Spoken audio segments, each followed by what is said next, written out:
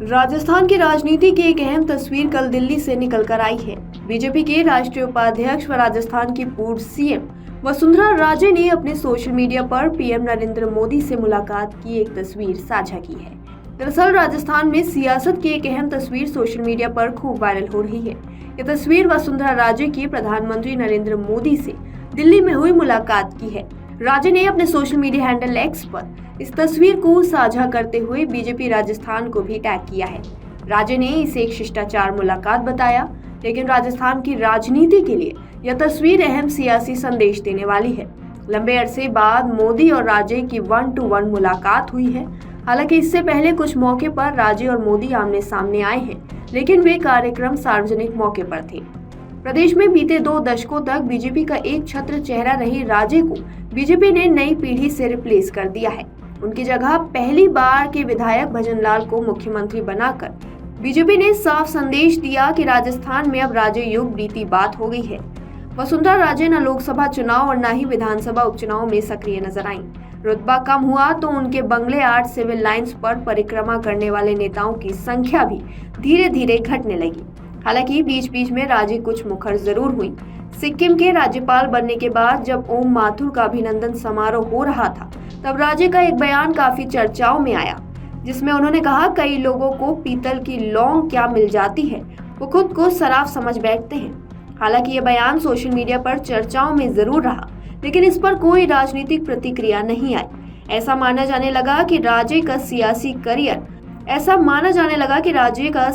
Career का अब पटाक्षेप हो चुका है और वे बीजेपी के अघोषित मार्गदर्शक मंडल की सदस्य हो चुकी हैं। लेकिन बीते दिनों जयपुर की ददिया में हुई सभा में प्रधानमंत्री नरेंद्र मोदी के साथ मंच पर उनकी मौजूदगी और फिर मोदी के भाषण में वसुंधरा राजे के जिक्र ने चर्चाओं का बाजार गर्म कर दिया है कि दिल्ली और राजे के बीच दूरियां घट गई हैं। वसुंधरा राजे से पहले राजस्थान की बीजेपी में भैरव सिंह शेखावत की तूती बोलती थी। वे 3 बार राजस्थान के सीएम रहे हैं, लेकिन वसुंधरा राजे के आने के बाद बीजेपी ने शेखावत को राजस्थान से दूर कर दिया और उन्हें देश का उपराष्ट्रपति बना दिया गया। अब भजनलाल राजस्थान के मुख्यमंत्री बन चुके हैं। ऐसा माना जा रहा है कि वसुंधरा राजे अब शेखावत की राह पर आगे बढ़ रही हैं। ददिया में मोदी के भाषण में वसुंधरा की तारीफ तो थी, लेकिन साथ ही यह भी कहा कि राज्य की धरोहर को भजनलाल की सरकार और समृद्ध करने में जुटी है। यानी राजस्थान की सक्रिय राजनीति में अब राजे एक सिंबॉलिक चेहरा भी हो गई हैं। उन्हें दिल्ली में ही एडजस्ट किया जाएगा। अगस्त 2027 में जगदीप धनखड़ का उपराष्ट्रपति के तौर पर कार्यकाल पूरा भी हो जाएगा। वसुंधरा राजे इस पद के लिए योग्य दावेदार भी हैं।